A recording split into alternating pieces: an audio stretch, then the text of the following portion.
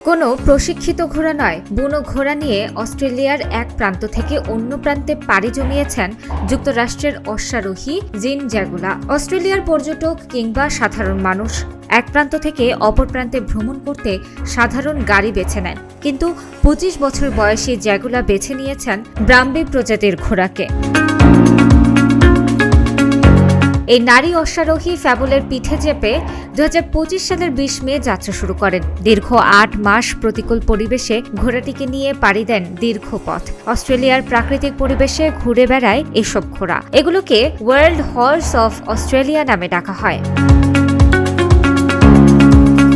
এবিসির তথ্য অনুযায়ী জ্যাগুলা অস্ট্রেলিয়ার নিউ সাউথ ওয়েলসের দক্ষিণ উপকূলীয় শহর ট্যাথরা থেকে যাত্রা শুরু করেন। এরপর ভিক্টোরিয়া ও সাউথ অস্ট্রেলিয়া রাজ্যের উপকূল ধরে ওর সমভূমি দিয়ে পশ্চিম দিকে অগ্রসর হন, আর তার যাত্রা শেষ হয় ওয়েস্টার্ন অস্ট্রেলিয়া রাজ্যের পার্থে এসে।